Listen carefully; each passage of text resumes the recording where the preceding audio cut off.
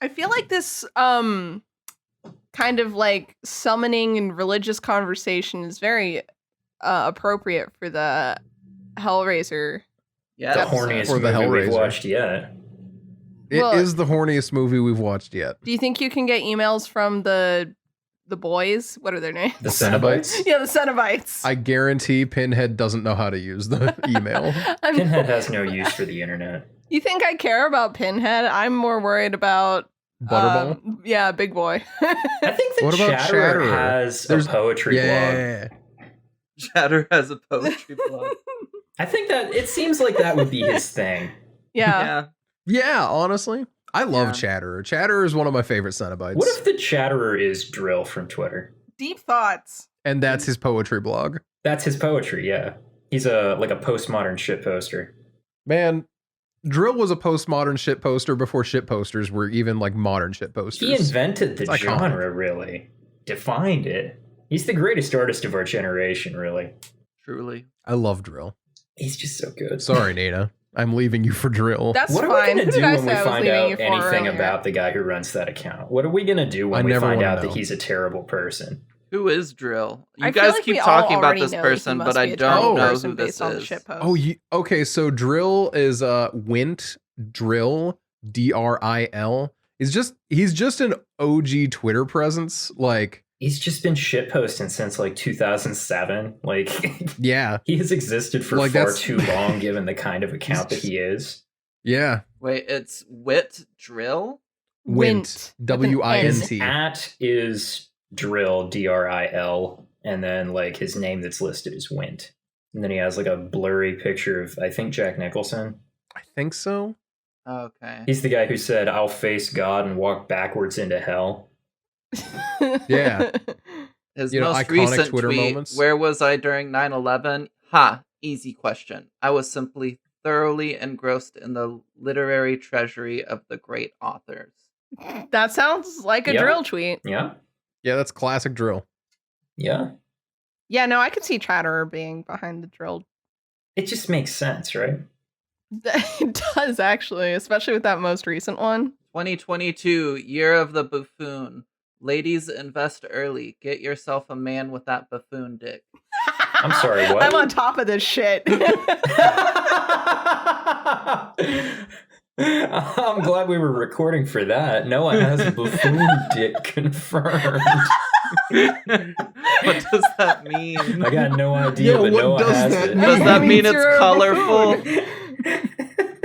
He's a buffoon. No, Tell no, me this Emma, man, that's baboon. Oh, you're right. Tell me this man in front of you is not a buffoon. You can't. I can't. I can't. You're right. Watch me change my whole stature to be sad. Whoa, his whole stature changed and he looks Whoa. sad. It was so sad for a second there. Holy shit. Okay, I'm ready to clap. Let's clap. Okay. Clap them cheeks. 3, 2, 1. Cool. We did it. I always do the motions with my hands, but it is actually Yay, my God. ass clapping. I believe you. That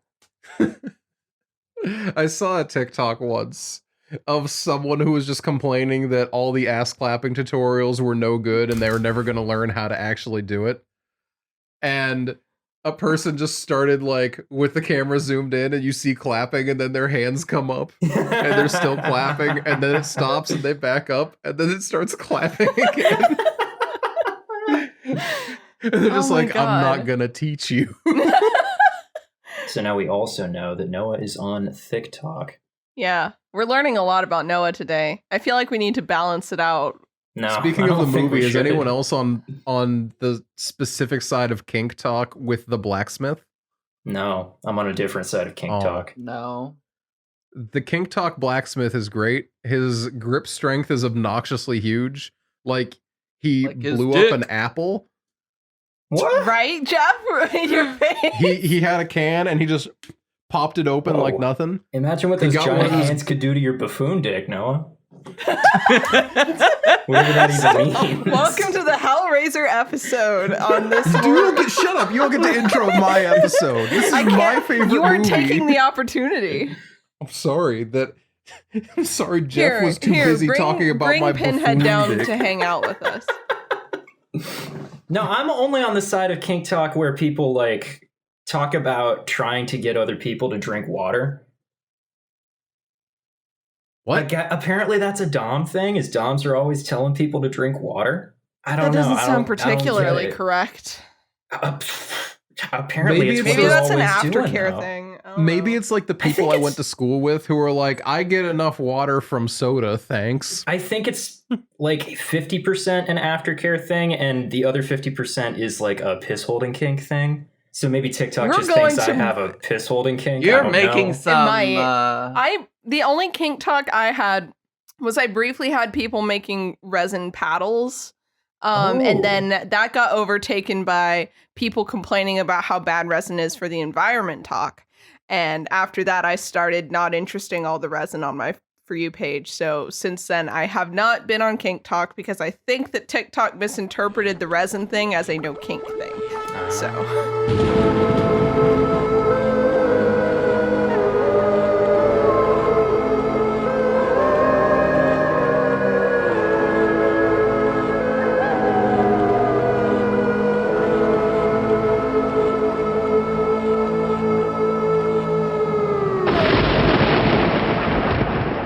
Hey everyone, welcome Noah, back to whenever Casual you're Obsession, ready. The horror... Shut up! Hey everyone, welcome back to Casual Obsession, the horror movie podcast where we talk about horror movies. This week, the horror movie in question is Hellraiser. The first one, not any of the sequels, of varying degrees of quality. I'm your host, Noah, and with me are my hosts... Jeff, who thinks that it's very weird that you specified that we weren't talking about the sequels because we're only ever talking about one movie at a time, usually. That's right, Jeff. And then my other host... Emma, and I'm excited to be here to talk about The Dangers of BDSM, the movie. Hell Yeah, yeah. yeah. And then my other host...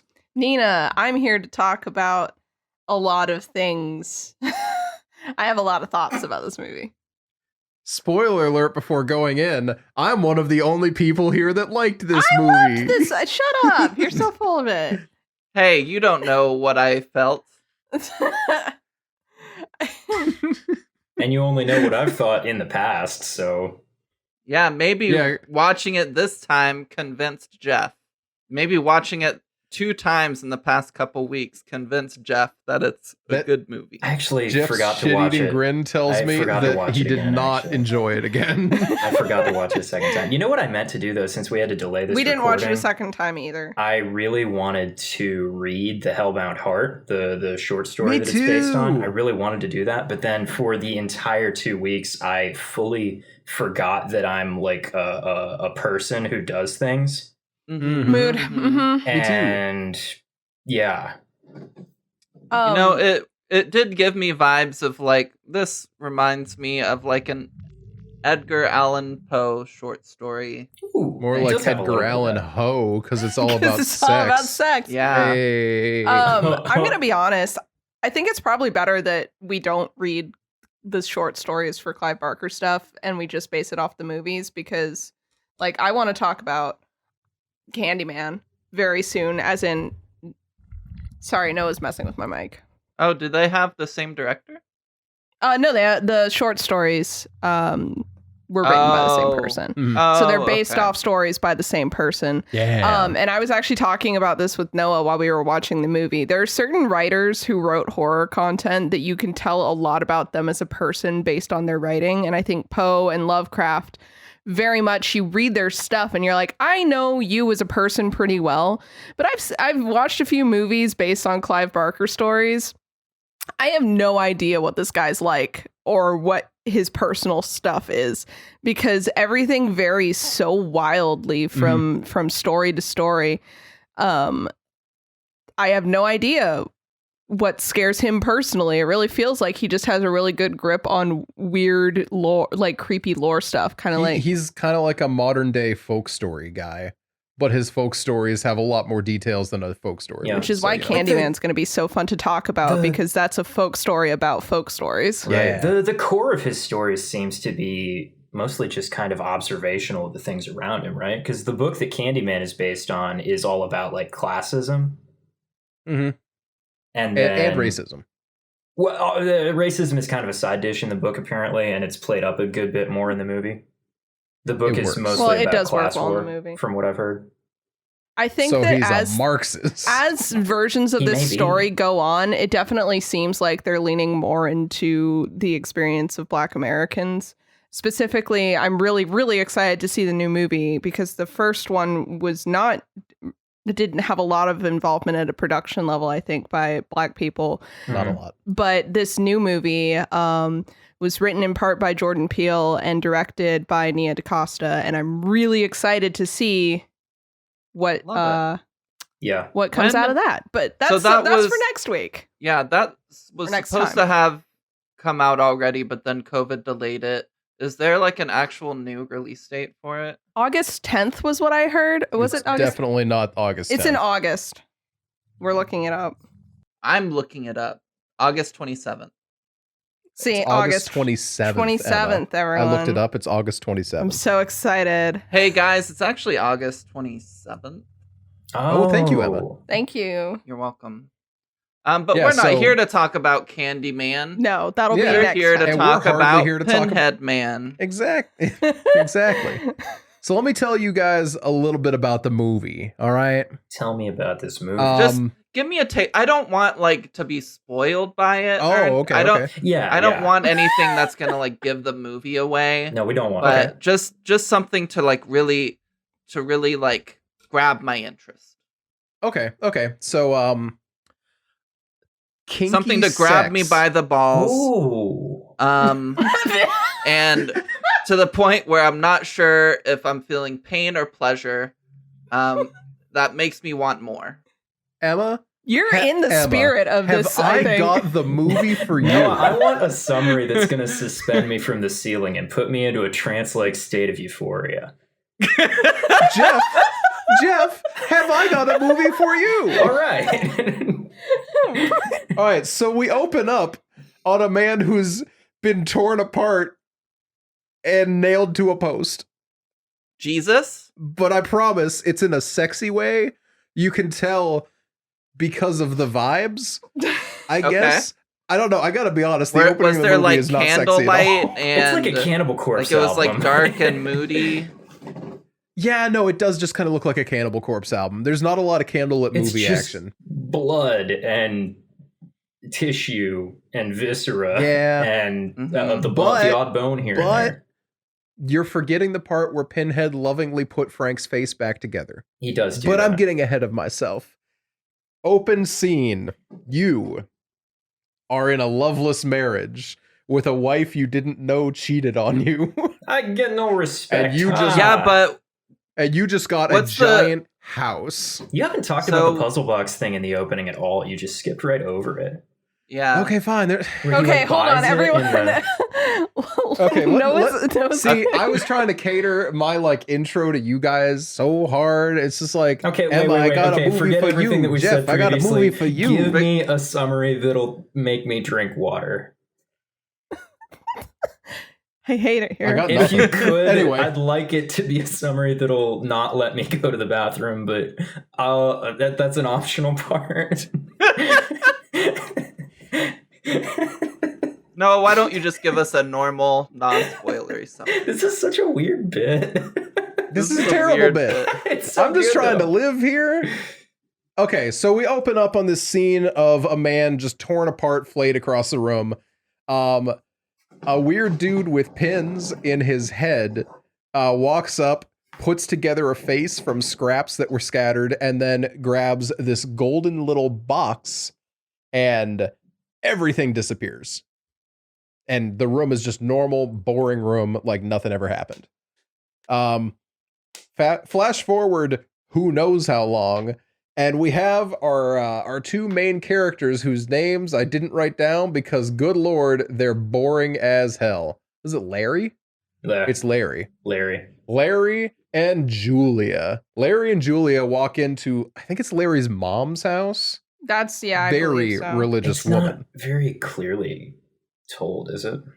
It is. It's that his mom died and it's her house. That's all we know for sure. But it's been empty for a little while. It's been empty for a long while. It's been empty for a hot minute. It seems like he didn't really want to go back to it for any particular reason until like something drove them to it now, but I don't know what that thing is. Yeah. I think the thing is that Frank was the first in line to inherit the house, and then Frank had been gone for so long that Larry got to go clean the mess up, and they moved into the house. Now, it is implied that they are in New York City, but this isn't part of the summary. I just need to let everyone know this. Every Hellraiser movie, like the first 3, I believe, were filmed in London. Okay. It's not important to know, but like you look around and you're like, why are they acting like they're in New York, but everyone has an English accent? That's why. It's just bad casting. I was going to ask some questions about where it was set because like it's literally a 50-50 shot whether any character in this movie speaks with an American or an English accent, and that just doesn't make sense for any part of the world. It's like all of our main characters, Larry, Julia, Kirsty, and Frank, they are all America. Well, no, Frank. Well, it doesn't matter. It doesn't matter. Julia is literally fucking English. What are you talking about? She's so English. Okay, fine. What? I don't care. It literally doesn't matter right now. I'm trying to summarize. Shut your mouth, Jeff. So here we are. Finally. Here we are in this big house with the scariest crucified Jesus on the wall that lights up that you've ever seen. And, you know, Julia hates it. It's implied Julia hates everything that Larry does. But Larry tries anyway. She ends up going upstairs and hates everything. And then the movers who are helping move their stuff in end up cutting Larry's hand on a big nail protruding out of the railing post. No reason for that nail to be there. Oh, it's out like 2 inches. Oh, they did find out when they went upstairs. I apologize. They found out that Frank had been slumming it there. But he's not there anymore, so they throw everything away. The people are moving things in. Larry cuts his hand in the moving process, and he walks up to Julia in Frank's slumlord room, and he's like, "Oh, Julia, I can't stand the sight of blood. Oh, is it bad, Julia? And he is I'm gonna pass out." Blood as he does this. He's dumping blood. I gotta say that the nail scene is maybe the grossest, like, the one that got me the most as far as the special effects in this movie, like, unironically. Yeah. The way it leads up to it, you're just like, oh, I've experienced things that are kind of close to that. And then, you know, him dumping his blood all over the floor slurps that blood up. Delicious. And blood. This is where we're going to stop, like, with any sort of, like, big story points, because this is where we get into spoiler territory. But Frank was in the floor and he reconstitutes from Larry's blood, and boom, here's a corpse. Not something a regular guy would do, but it's okay. Yep. So yeah, the rest of the movie kind of plays out with us learning that Frank, go figure, not supposed to come back. He was in fact supposed to stay gone forever, and that didn't work out. I love the fact that we don't actually know how long Frank was quote unquote dead between. I actually want to talk about that a lot later. Ooh, all right. Well, I'm hyped to hear that. Also, I feel like we have a decent clue of how long Frank's been gone. Do we? But I don't remember. How long have Larry and Julia been married? That's another question of mine. I mean, Kirsty is very old. But Julia's not Kirsty's mom. Yeah. That's true. Well, anyway. What happened to his fur? Anyway, we're getting away here. This is starting to stray into spoilery discussion, and we got some stuff to talk about first. What do we have to talk about first? What else do we have to talk about? Well, I mean, I think that in the kinky sex movie, there are some trigger warnings. You're skipping parts. That we should definitely get here. You're skipping parts, Noah. You're right. My summary block has short description, every and if we recommend it in the same thing. Every fucking time you guys do this. Every time you guys get the order wrong. All right, Noah, give me a critical We've been doing this for like 25 episodes. Is gonna, like, I don't know, smack me kind of hard with something on the butt, but not like so hard that I wouldn't like it, you know? What? What? You just really not responded to that one, huh? It's the same bit that we did with the last we only segment. heard the last part of it is the problem. I was Give ignoring me it in the last critical segment, too. reception segment that is going to smack me on the ass and make it hurt a little. Okay. Yes. That is the IMDb, correct next thing. IMDb gives this movie a 10 out of 10. Rotten Tomatoes gives this movie 100%. Metacritic gave it 100%. What? That's And bullshit. Letterboxd averages I out don't at a 5 out believe of you. 5. I do not believe you. Did they not watch it? I was trying to smack Jeff on the ass with the things. I was hoping this would surprise him enough. Oh, shit. He actually did the thing that I asked him to do. Yeah, bitch, I tried. Okay, now what are the actual numbers? All right. The actual numbers is IMDb has a 7 out of 10. Rotten Tomatoes has a 73. Metacritic has a 57. And Letterboxd is a 3.5 out of 5. So also a 7 out of 10. Okay. With the exception of Metacritic's unnaturally low number, we're sitting at about a 70%. All right. That seems right. Yeah, that's the official critical reception for this movie. Now, what I'm really curious about, though, is Emma, what do you think Jeff rated this? I think Jeff probably rated this a 6.9 out of 10. It's a good guess. That's a good guess. Jeff, was she right or was she wrong? I was actually going to give it a 7, so within So I was basically right. Yeah. I can't.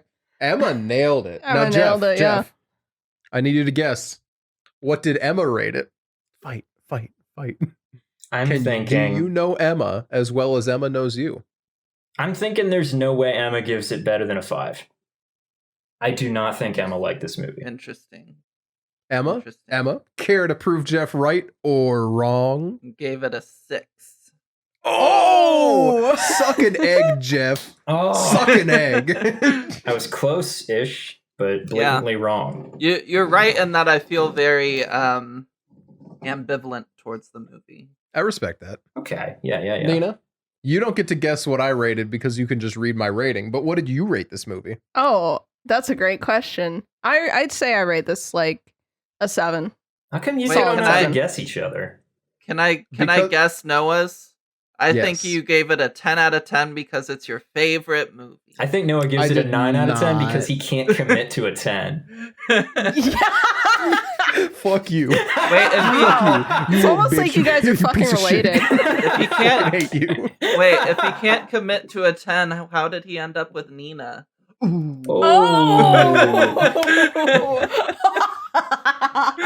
First what was it? Buffoon dick, and then now this. We're just coming for you today. I was going to say, damn girl, you from Kentucky? Because you're the only 10 I see. What?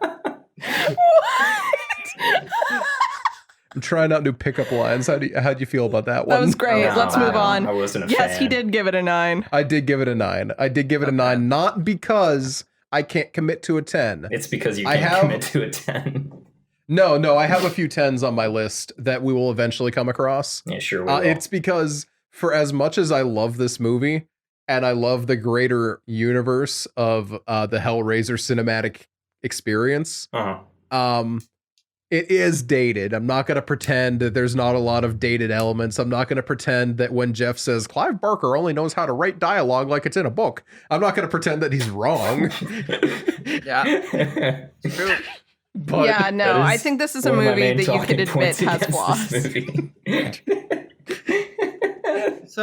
So Noah, now that we've got our opinions out of the way on how good this movie is, why don't you tell us about some trigger warnings? Now, Emma, I'm glad you asked me because there's some very important trigger warnings we need to get out here. The kinky sex movie has some sexual content in it. I need people to know that right off the bat. I think that's important. I think also it's important to note that the kinky sex does involve a lot of body horror. Every one of the Cenobites, who are the, I would say they're the driving force of the movie. They're the kinky sex monsters. They're all really messed up. Yeah. You may have heard us talking earlier about Chatterer and his Poetry his blog. poetry blog. If that made it into the cut, I don't know. The SM in And- BDSM stands for sex monster. I can't figure out what the B and the D would stand for, though. Sorry, I'm late with Big this Daddy joke. Sex Monster. There we Come go. on, Thank Jeff. you. Jeff, I'm disappointed in you. Sorry, I just my head's not in the So game. yeah, there's sexual content, there's body horror. There's also like some sexual assault that goes on. There's a bit of that. It's aggressive seduction maybe. I don't know what you want to call Basically, it. But if it's you're shitty. uncomfortable with like If sex is very uncomfortable for you, this is a bad movie to watch. Yeah. But Noah, is Hellraiser. there a 3-minute uncomfortably long sex scene with a werewolf and a woman? No, there's a 4-minute. No.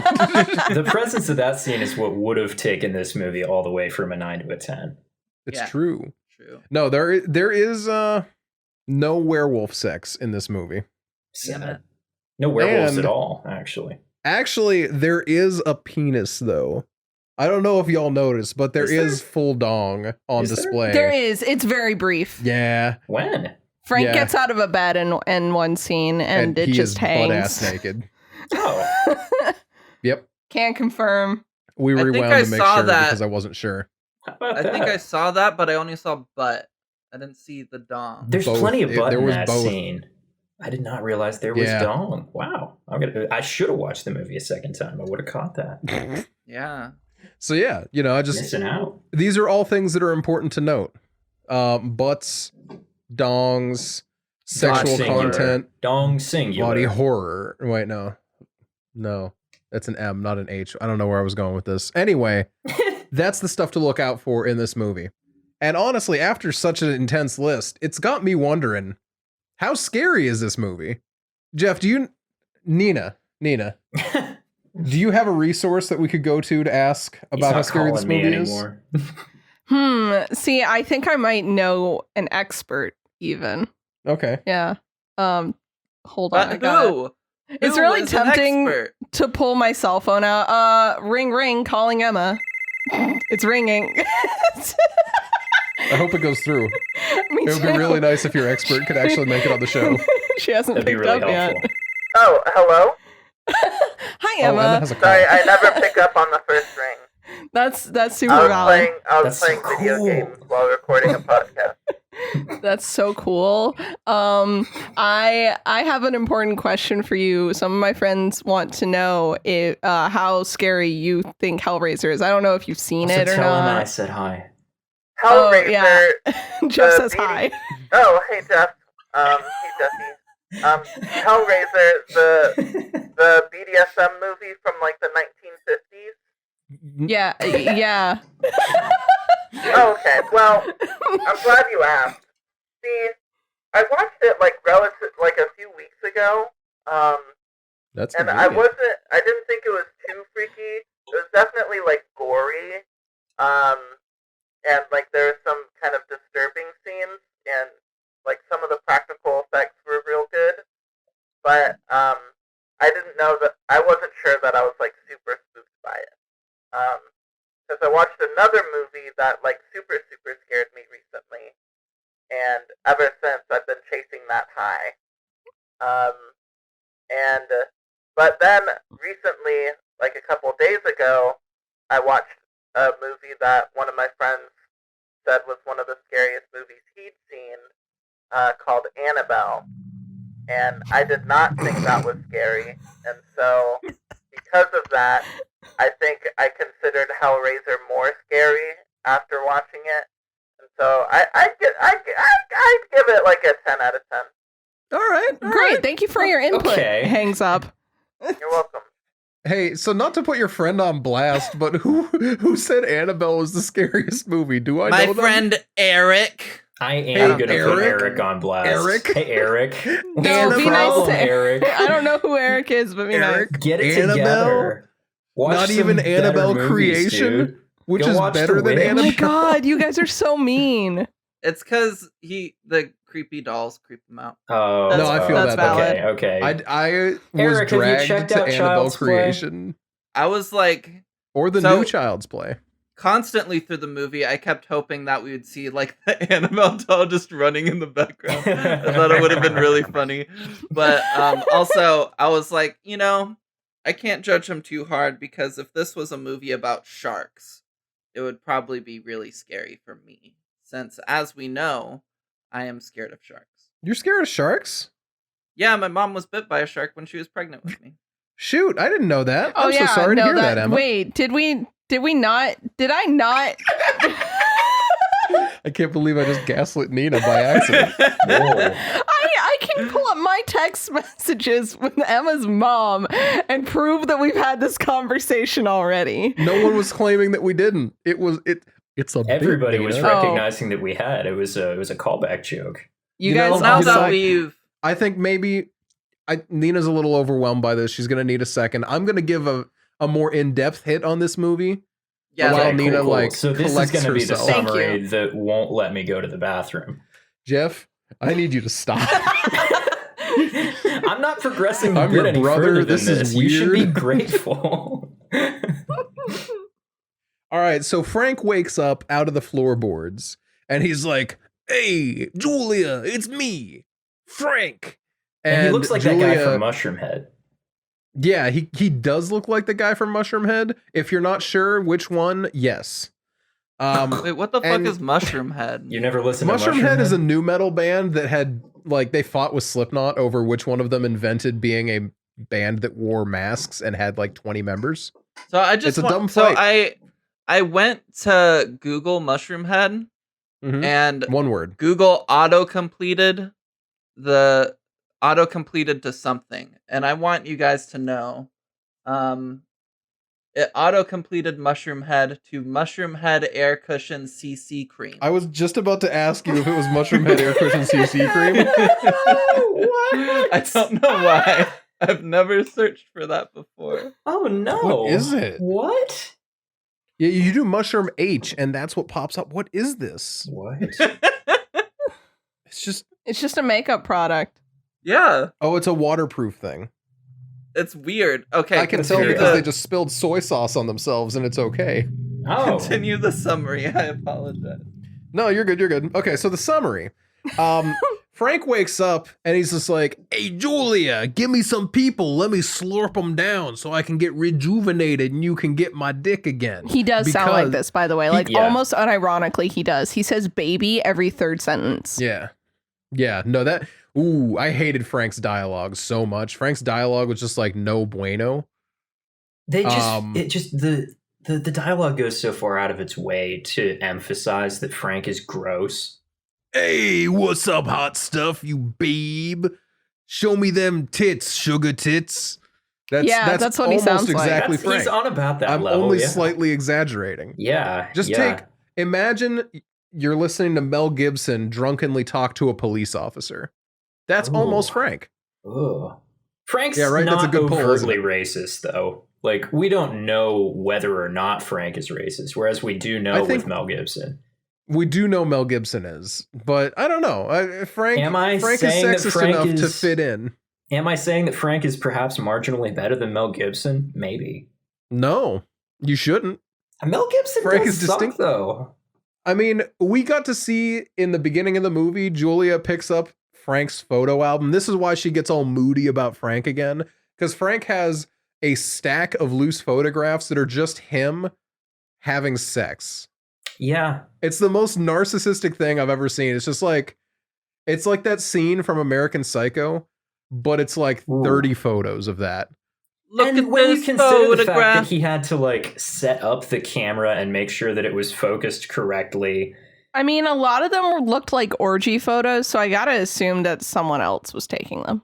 I just assumed that Frank hired a professional photographer to watch him have sex. Oh, That's okay. also I buy that. probably Yeah. true. But anyway, the story we end up hearing is that Frank, in search for the hardest boner he could find, Frank goes out there. I think it's just India. I think that this place portrayed in the movie is very vague. Like, No, it is India. Is it it's India? Because in the second movie, we learn that Pinhead was a British soldier what? stationed in Wait. India, and then he got the puzzle box there. It was India. God, I fucking Wait, hate so the second wait, movie. so Oh. wait. I Okay, thought I'm we gonna have weren't going to talk about the second I have You to said look so into this quickly some we other weren't time. talking about the second movie. Yeah, but I did finally figure out that it was in. Anyway, Okay. so we're in India, right? We're in India, and Frank's just like, I want a boner, and the guy's like, take this box, and he takes the box and he plays around with it, and then the box opens up and shoots chains with hooks on him out, and he gets torn apart. And then we flash back to the present, and Frank's just like, and that's why I'm here now, as a corpse. You gotta help me out, Julia. So Julia decides to go around and start killing random men. She'll like go to bars and she'll seduce them and be like, hey, come back to my house. And then she like treats them with utter contempt the whole way up to the attic. And they're It all works just on like, her husband, I can't apparently, wait to so- have sex. Some of them were, like, to be fair to Julia, kind of the worst. They So, were. All of them were. and they all looked pretty much the same as well. They kind of did. Yeah. Listen, she was doing her part in getting rid of white men from the world. That's true. She should have gotten rid of Were all Frank of them at white? the same time. That's Yes. true. They were all white There's and they were only- all British. Only white people in this And movie. two of them The look only- the same. The only person who wasn't white in this movie was Frank. Is Frank not Huh? white? Frank was Italian. Oh, I'm so Oh. sorry. Also, Also, Frank he and just Larry doesn't are have 100% skin. not brothers. Yeah, Doesn't they- have There's skin. Exactly. no world that I No. believe Frank No and way. Larry are brothers. Larry's just like, hello, my name is Larry. And then Frank is like, hello, my name is Frank. Also, all Babe. of Frank's lines are so blatantly dubbed. Did you notice yeah, because the body it's actor who did his so voice obvious. is not the same guy who played Frank proper. Yeah. So yeah. But he did you notice that he had like the beauty filter on whenever they showed him? It was like slightly softer and glowy. Yeah, there Like was that, the Star Trek filter for the women. Vaseline on the lens. Yeah. Yeah, they were trying to pump up the fact that, get it? Frank is sexy. Frank Oh my is God. anyway- awesome. Pay attention. Frank Why has the don't you- world's best. Why don't you dick. tell us about the rest of the movie? What And then we So can yeah, actually so they kill like a lot of people, 3 to be exact. A lot. But Too many. Kirsty catches Julia bringing the third man back, and then she almost gets caught by Frank. And she's panicking, she's having a bad time. And then Frank kills Larry, skins him, and wears his skin, because I guess that's the only thing he couldn't grow back was skin.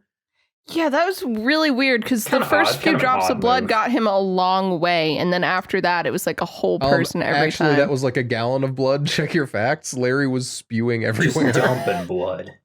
He was But so meanwhile- full of blood. He was like a water balloon. Yeah, While but- all this is going on, Kirsty has her own shit she has to go Yeah, through. Kirsty's dealing with bad times with Julia. Like, Julia is just more openly hating her. And it makes me wonder, was there ever a time that she loved Larry?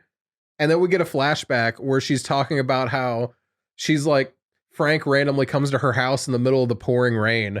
And the he's day like, before her wedding. you're Larry's fiance, right? And she's like, yes. Oh, I love him so much. He's like, I'm his brother, Frank. I'll show you a good time, baby. And then she's like, oh no, I couldn't. And he's like, yes.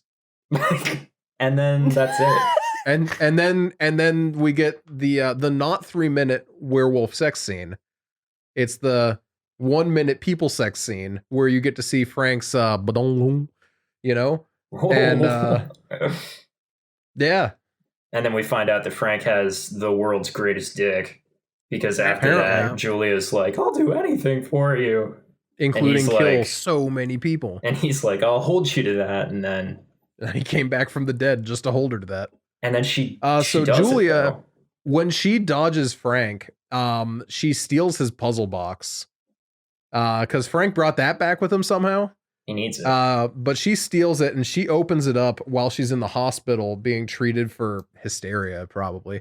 Probably. She just kind of passed out. They found her on the streets. Exactly. and she has health insurance, so she ended up in a hospital. Good for her. She opens up the box, and we get to see the engineer. That's what that dude's name is, by the way. The dude that like you could sometimes see the guy on the cart behind him pushing him, who was supposed to be climbing on the ceiling. He's the engineer. Do you know why he's called that? Nope. No idea at all. Maybe he made the shit. You don't know. No, he did not. That was the Leviathan, but we're straying into second movie territory, which Jeff told me I'm not allowed to talk about. You're the one who said. You're the one that said we weren't going to. No, the engineer helps maintain the labyrinth that is run by the Leviathan. Okay. The Leviathan is this big it's shape not Satan, but it's in charge of hell. No, not in charge of hell. It's not in charge of that plane of torment. What the fuck? How many planes of torment are there? It's his little zone. This sounds like he owns that. Noah explaining this sounds like me explaining God of War lore to Noah. Is that what God of War is like? So this is actually important lore info. The Cenobites are not demons. Right. They are not. There is no like. For all the biblical like tie-ins you can put in with the Hellraiser universe, up until movie 3, they were not the antagonists. Right. In this movie, they just exist. They're just kind of there. They're like, "Hey, you open the box. We're gonna torture sex you." No, okay, I really cool, want you to make an to alternate version of Hellraiser where the story is the same, but you dub over everyone's lines with that voice. Hey, we got such sights to show you. That was amazing. What was I gonna say? Doors to the pleasures of heaven or hell. I didn't care which. Oh yeah, they're like, you open the box. It's our job to do the sex thing. Here we go. And then Kirsty's like, "Wait, what about Frank?" And they're like, "Yeah, we already have a Frank." And she's like, "No, you don't. He's at my house." So they're like, "Prove it then." She goes back, and Frank isn't there because he's wearing the Larry suit. And she's just like, "I don't know what to say. He was here earlier." And they're like, "Then we're going to take you then." But then Frank, goes on a killing spree, accidentally kills Julia, gets ready to kill Kirsty. But he just can't help himself. He has to be like, "Hey, it's me, Frank," before he kills her. And that's enough for the Cenobites to be like, "Well, that was all we need." Yeah, they were just waiting for him to admit he was Frank. And then they pop up and they're like, "We have such Franks for you." And then they get rid of him. He just vanishes. But then the Cenobites were also like, "Hey, you still open the box, so we're still taking you with us. Take that." And bada bing, bada boom, here we are at the end of the movie. There's a giant climax. Butterball gets trapped in a collapsing building. Every other Cenobite gets teleported back to hell. But not Butterball. And then the engineer pops up for some reason, but I think he dies. But I don't know. And then they're like, "Oh, this is too much." And they take the box. She and her boyfriend, who I didn't mention because he's the least important character in the world. He doesn't matter at all. He doesn't affect anything. He doesn't affect anything. He's just there. They go to this random bonfire out on a river and they burn it. And then this homeless man who we saw earlier in the movie at Kirsty's exotic pet shop job, he was in there eating crickets. Like you do. Big John the Baptist energy, if you will. He came, he collects the puzzle box from the fire, turns into a blind dragon, blind skeleton dragon, and flies away. And then he returns the box to the strange man in India-ish. I thought it was implied that he was the dragon.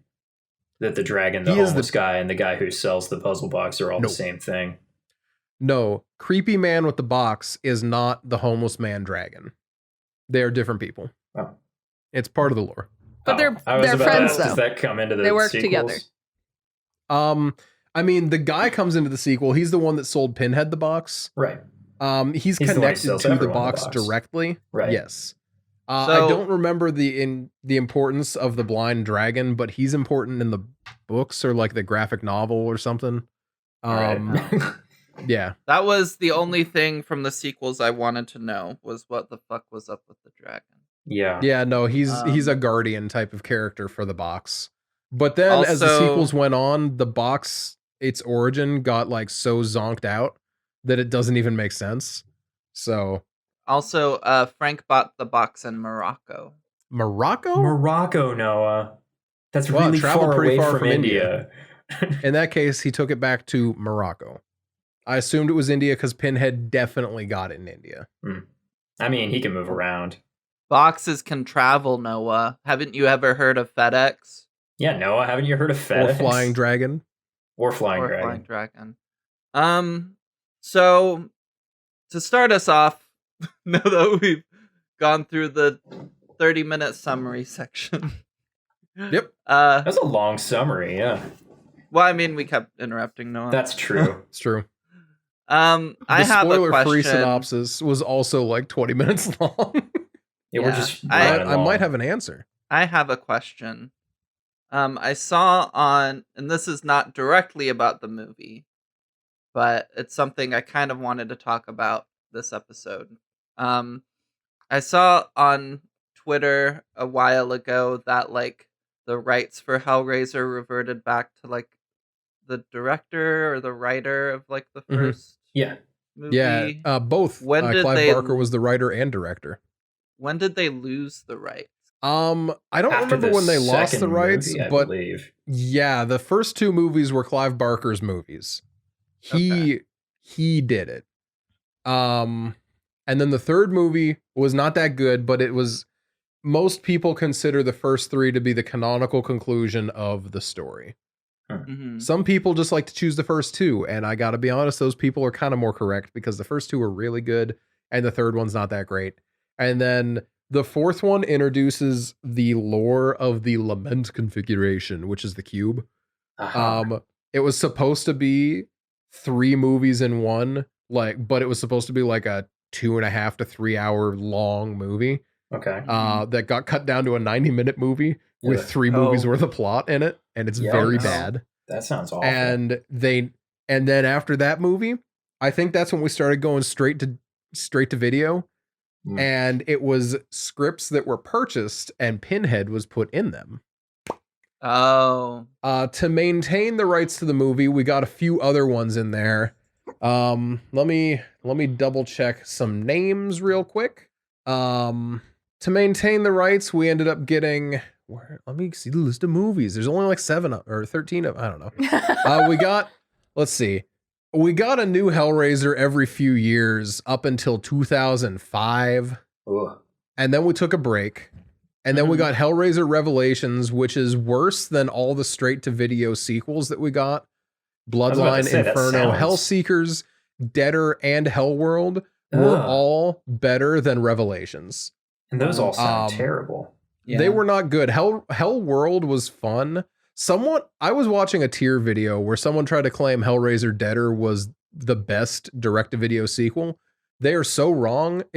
I've tried to watch this movie so many times. I watched it once. I didn't remember anything about it. Right. And I've tried to watch it 3 more times since then, and I have not been able to get through it. It's so fucking bad. Wow. Anyway, Wow. That's almost Hellraiser like what happened to me Revelations. with The Nightmare Before Christmas. Yeah, exactly. Except, I promise you, Nightmare Before Christmas, far better than this movie. At least I got a solid nap out of it every time, so... You did. There you go. Hellraiser So- Revelations was the reboot that they tried to bring interest back, but they tried to mimic Pinhead, and it was very bad. And then Hellraiser Judgment, they went off in a new direction, very different story, and more directly tied in biblical things. Ugh. And it wasn't bad, but it wasn't good. Yeah. And that's Hellraiser, baby. So, as someone who really loved the first 2 movies at least, are you very excited that the rights are back with Clive Owen? And do you know if he has any plans to Barker. like Clive. make another movie? Clive Barker is in talks with HBO to make a Hellraiser TV show. Oh, cool. Ooh. I'm excited about that. Okay. Because they interested. handled the That'll be Watchmen TV show pretty well, from what I understand. So I'm really excited to see what they do with Hellraiser, especially with Clive back in the circle. Yeah. Because he I was like not the idea consulted of- anymore after we hit these sequels.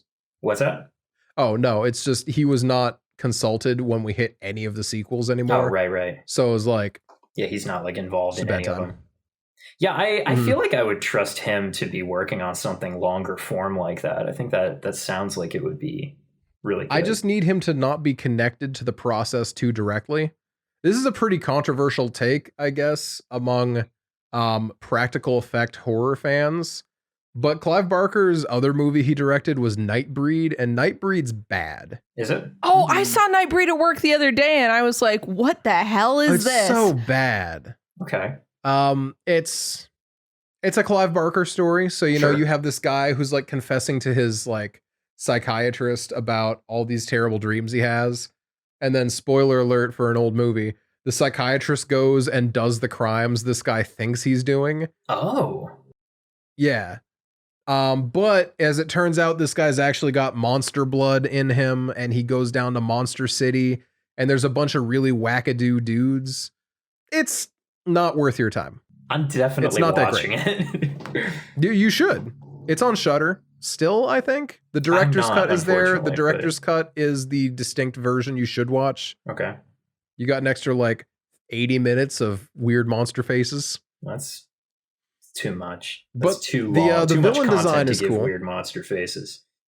Yeah, it's a slight exaggeration, but not a huge exaggeration. Anyway. So yeah, I'm very excited to see what HBO does with this story. By the way, Yeah.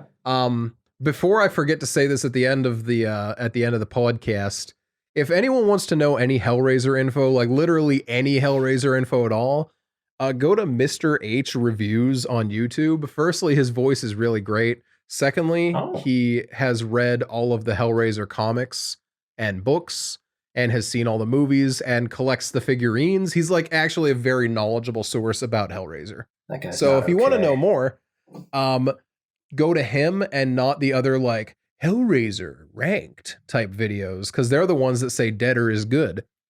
And it's Okay. not. It's a strong stance that I'm like gonna fight about. I It would was never have assumed I that don't anything know. titled Deader would be good at all, ever. No. Could it not be This movie. Hellraiser : More Dead? That's not good That's either. worse. All right, But let's at talk least about this it's movie. grammatically I wa- correct. I do want to talk about this movie. I'm excited to talk about this movie. So I've we talked should a talk lot. about this movie. I've talked for Yeah, like let's 40 talk minutes about this now. movie now. I want to say something about Emma, this I'd love to movie. hear You should what say you have to say something. about this movie. I hate old movies. Why do you make me watch them? Yeah. This Well- one looks even older than it is. Yes, and I hate what's her fucking name? Julia, Julia. the wife. Her hair. She's the worst. She Her is the hair is worst. terrible. I don't like her hair, but also I hate the whole like old movie trend of like, ooh, let's make this girl talk in a very breathy voice. Oh yeah. Like, oh yes, I can't believe that I'm cheating on my husband. Like, that's just the worst fucking thing. I don't understand it as an acting choice at all. I don't understand the history of it. It's so fucking frustrating, and I hate it, and I hate that it was included in this movie. Also, Larry sucks yes. dick. He does. He does. He's real boring. He's real creepy. Very. I mean, so is Frank, so it kind of runs in the Seems family. that way. But he's just this. I hate I hate all of the characters in this. Okay, so here's the thing, though, is I feel like some of those things, I want to go through this like one item at a time. The scenes where Julia is talking in all the like super breathy ways, and like they're shooting with like the Vaseline lens and stuff, and all the shots of Frank. I think a lot of that stuff is kind of pointed to make a statement about like how she's like sort of viewing the past through like rose-colored glasses and romanticizing it a lot, because it's shot in like a soap opera kind of way. Yeah. It is. I feel like that's an intentional stylistic choice. It is very annoying to look at and listen to, though. It is. Shit. What was the next thing? I've got no memory of anything. Her hair. Her hair. Oh, no, voice. that's just her hair's just making her look like David Bowie for most of the movie. There's nothing else to say about that. So that was she's a terrible female character, but can we talk about Kinda. Nina's strong female character, Corna? Real quick. Sure. is it yeah. the girl just Cenobite briefly. who has her throat ripped open? Oh God, don't talk That's about that person's a girl? I thought She that is. was a guy. She's listed No, in the she's the credits only as girl. female Cenobite. Yeah, she's female Cenobite. She doesn't even get a No, name. I was going to talk about Kirsty, who my coworker who really likes horror movies and I were talking about overlooked Final Girls, and we have agreed that Kirsty is one of the most overlooked Final Girls. You hear a lot about, Laurie and Nancy, and I love Nancy a lot. But she pulls her weight in this movie. She is fully absent for almost the entire first third of the movie. So we don't get very much of her early on. So then we hit the middle of the movie and it's like, oh, suddenly she's the main character. Oh, and we don't know her yet. But she does so much in that last part of the movie. She makes a splash. She makes a splash. She's not like she makes her though. She makes what do we know her. She about isn't. Her? I mean, we know that she's Larry's daughter and that she's trying to be more independent and that she doesn't like Julia. They kind of have to focus more on Julia and Frank to be able to set up where everything else is going. Mm-hmm. I think that as far as what we know about Kirsty, I'd say we probably know a little more about Kirsty than we do full scale about Nancy or Laurie, like going into the whole story. Nancy and Laurie are like the weird outcast kids. I guess Nancy has more friends and we know who Nancy's dating. But other than that, we don't get a whole lot on them either until things start going down with the antagonist. But they're at least present in the movie. I mean, you want Nancy to just be standing in the background of the scenes where Frank's coming back? I think that sounded really mean. I feel like she just doesn't get enough content early in the movie to clue us into the fact that she's the main character. I felt the same way about Alice in Friday the 13th, honestly. That's fair, yeah. I definitely did not, and I'm not saying Alice is like one of the great final girls or anything, because I don't really think she is. Yeah. She doesn't do as much as Nancy or Laurie does at all. She just kind of is the last one alive at the end of the day. Yeah. But yeah, Alice, I didn't even know she was going to be our final girl until she was. And I was like, oh, this is it? That's fine, I guess. But Kirsty, I liked rooting for her. I think it was very good of her to put 2 and 2 together when the Cenobites showed up, that they were there for Frank because of what she knew about Frank and where she got the box, and that the box brought these guys in, and that he didn't want the box taken. She was able to put together from the clues pretty quickly what the Cenobites actually wanted, and kind of take a bet that they would want Frank more than her. And I appreciated that quick thinking, and obviously she was able to get out of there alive, which was shocking to me. I definitely thought she or her boyfriend were going to die. Have I got a second movie for you? I would love to watch it, but... He's not, and she does not die. Then why did you bring it up? She's an even stronger character in that movie. She is a much better character in that movie, though that movie is overall incredibly worse. I could not disagree more.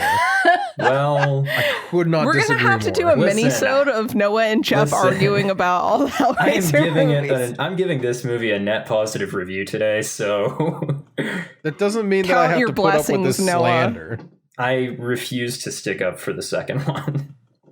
Audience can watch it themselves and decide that it's actually a really good movie. But they won't, though. They're not going to decide that because it's not. Hellbound Hellraiser 2 is a classic. So I took Noah, when we were first dating, I took him to the Museum of Pop Culture in Seattle. And I was really excited because there are a lot of really cool props from different horror movies in the horror exhibit there. And there's some really, really cool shit. There's like the face grabber and the full xenomorph suit from Alien, from the movies. There is a Michael Myers, but it's not from the original Halloween. And there is a box. There's a little puzzle box, but it is not from the first Hellraiser movie. And that was the first thing. It disheartened me a little bit because he goes up to it and he's like, ooh, a box. And then he looks at the label. He's like, Inferno, ew. And I'm like, damn. I won't lie, though. Inferno was a fun Hellraiser sequel. It wasn't good, but it was fun. That's the Purgatory one. I mean, it is important to be fun if the movie's not going to be good, at least. Right, exactly. That's how I feel about a lot of movies that we've talked about, both on this podcast and just in general. I would love to talk about Fantasy Island. Speaking of fun movies that are not good, I'd love to talk about that one I day. thought that one was fun. All right. I enjoyed the hell out of that movie. Are you kidding me? That was a wild ride. I would buy it. I wouldn't. I'm not Jeff even is certain like, I would watch it a second time. I wasn't a fan. Whatever. We can have different opinions, I guess, but Well, I'm gonna make you watch it a second time. So It's her pick this coming week. No, so- it's not. Emma, do you have anything else you'd like to say about this movie? We definitely kind of took it away, so back to you. I'm sure I do. The practical effects were pretty decent. they were. Yay. Holy The effects were crap. nice. The They're- resurrection scene is so cool. The resurrection scene was really good. I love that scene so much. I really That like was the probably summoning scenes as well. yeah. Mhm. Those sorts of things were probably the only parts that I thought were pretty cool about this movie. And also I said this off recording, but this felt very much like it's based on a short story, but it, while watching it, it really kind of reminded me of, I think it's Edgar Allan Poe's story where it's somebody murders a body and hides it under the floorboards. Yeah, the And Telltale there's, Heart. Yeah, just kind of reminded me of that a lot, but extra. Mhm. And I liked Mhm. that sort of folk talesy vibe. That Yeah. was cool. And that's probably why I gave it a 6 rather than lower. There is something Um, about the short story feeling vibe to it Mhm. that is just nice. I feel like that works really well with horror stories. Yeah, exactly. And so I enjoyed those. Didn't really like the acting. I liked the You daughter didn't was like pretty Larry's good, acting? but no, fuck Larry. Larry's acting like The a daughter was dick. pretty good, but the daughter's relationship with her dad was really weird and creepy, but that's just Felt very strange. people's yeah. Yeah, I don't know if it's just because I personally don't enjoy the word daddy, I but Yeah. I did not enjoy her talking to him. genuinely didn't have that much of a problem with it. But I also don't think it was a normal, healthy father-daughter relationship represented on screen. I just think it was maybe the relationship in the movie that made me the least uncomfortable. Okay.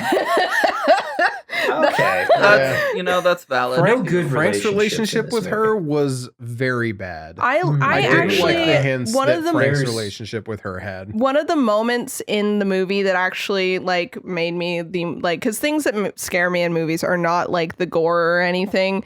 It's the we were talking about with the hand catching on the nail. It's the I've experienced something like this and things yeah. turned out fine for me, but here's the way they could have turned out absolutely even worse. And when she has a nightmare about her dad dying and then calls her dad in a panic and he's like, I'm fine, and then she goes home and finds him skinned alive and shit. Yeah. That having a nightmare about your family not being Call that safe and unfortunate timing. calling them worried is definitely something that as a relationship was maybe one of the only things I related to relationship wise in that whole movie. So I have a question. You've talked a little bit about kind of religion in the context of this movie or whatever, or that Mhm. it has a lot of religious symbolism, but it's not Is it the Jesus super wept line? fleshed. that I forgot about that, but yes, Oh. that. But also just there's a shit ton of religious symbolism and imagery in this movie, Yeah. and I just didn't get it. I didn't Mhm. get why it was there. right, No, it that's- feels very thrown together. So, So I Is think there the a vibe reason they or were an trying to explanation? give is that Frank and Larry's mom was very religious. Yeah. And I feel like it was just used as a backdrop to show how much of a hedonist Frank was. Or Or the fact that Larry is so blatantly a not good person also seems like definitely an asshole, right? And Frank is such a tremendous perverted piece of shit. I feel like maybe that's Clive taking a shot at organized religion and it could be. That's possible. repression of sexuality and such.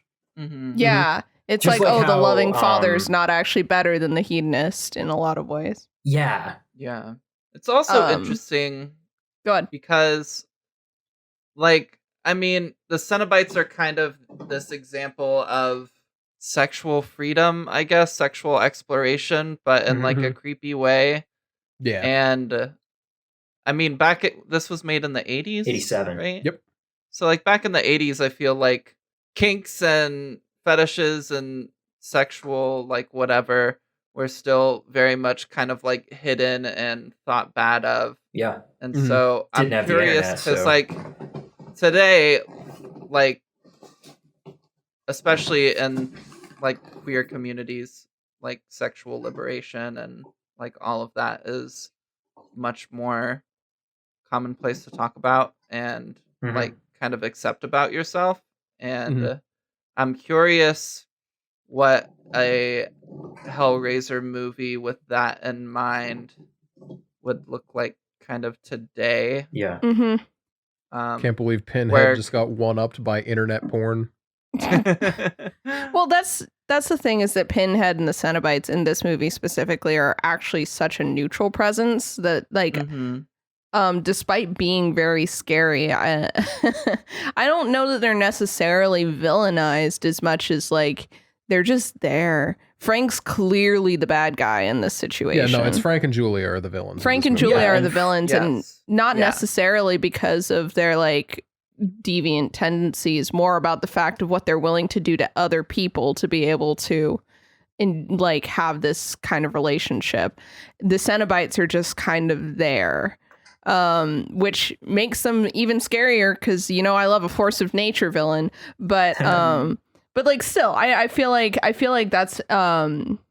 that's part of what's being, I don't pretend to know what's being said in this movie because I haven't spent a lot of brain cells on that. Well, But fair I think that the Cenobites being neutral is definitely an intentional thing and definitely something that could be read into, but I Yeah. have not thought about I mean, that. mean, their there are some neutrality things- definitely is intentional. There are some things that we do know about Clive Barker himself, though. Example being, he's spent an awful lot of time in BDSM clubs back in the 80s. So I actually no way. read a What thing gave that away? where he was saying that like the idea for Pinhead kind of came to him after he saw a bunch of people like getting hooks stuck through their skin at a club. That's yeah. Yeah, That makes That's sense. such an Kinda interesting- give have you it, ever like, seen, the like, the opening scene performers? of Right. this movie too? Yeah. when they do like suspension stuff like that. Yeah. I have not. so I don't know interesting. that I have the stomach for it. I had an art teacher. It's well, real quick. You go ahead. I've seen it done in like incredibly not sexy ways. There's no blood. It's just people out like at a music festival in the woods, and they're just like, "Yeah, Ugh. here we go," and they ratchet themselves up in a tree, and they're like, "Check me out." It's So- really So interesting. wild. So that's really weird, but Yeah. also I'm very interested to hear about how Nina's old art teacher fits into Oh yeah, this Oh, yeah. conversation of BDSM and hooks and Right. all of this. Okay, so I want to be culturally sensitive here, but I want to also say that though this was a cultural thing, I think it was insensitive and kind of weird for her to bring it up in the context she did. She was an artist, and after nearly a full semester of talking about art and art appreciation, which is what the class was, she said, "Would you guys like to see some of my art?" And we're like, "Yeah, for sure." And so she shows us these gray and yellow kind of paintings that are nudes and self-portraits. And she had one that was, the idea was, there's, I'm pretty sure it's a Mexican like cultural thing where you pierce right above, like right in your chest and your pectoral area. And then the idea Oh, is that you right, dance yeah. until those piercings rip out. And she did a painting that was a nude self-portrait with the piercings, and there was just like a splash of red like right there, and it was really cool to look at. But she was like a 50-something-year-old woman, and we're all college students at a community college, and we're like, Yeah, that's wild. it was, but every time I hear about like, you know, hook piercings and suspension and that kind of thing, that's always what comes to mind. Is I'm just like that cringing feeling of just like, I don't think I could ever find that experience anything other than uncomfortable, specifically because that was like my first experience with anything ever like similar to that. Yeah. Fair enough. Yeah. My first I thought about it watching this movie. Yeah, my first experience with that stuff was on Ripley's Believe It or Not. Did you believe it? Well, I mean, it's all about just kind of world records and shit, right? Oh. But it was about, I think, a couple that like did hooks and stuff. That was just me, little high schooler me was like, that's weird. My first experience with that stuff was my day. a music video for a Mushroomhead song. Callback to that. Wow, callbacks. Oh yeah. Isn't Mushroomhead's that just weird. some sort of makeup cream? This movie did reignite my love for practical effects, though, I will say. I did. Speaking of makeup cream, I found myself thinking a lot about how they would achieve certain effects. And like, since Noah's a massive fucking nerd, I was like, oh, how did they make the blood sink into the floor? And Noah's like, oh, they pumped it up through the floor, through the nail holes, and then they reversed the shot. Of course. Yeah. But that's so cool how people do these things. The like beating heart effect in the beginning of the resurrection part was literally just like a plastic bag with fake blood on it that they blew air into. Oh. That's so cool. It's it's unfortunately one of the best scenes in the movie, and it's like so good. 11 minutes in. But the movie's also a lot faster than I thought it would be. Like, it's a lot quicker than I remember. I think what it suffers from the most is how short it is. I think we could get a little bit more exposition on like whatever the whole weird family situation is, and get a little bit more of Kirsty as a character.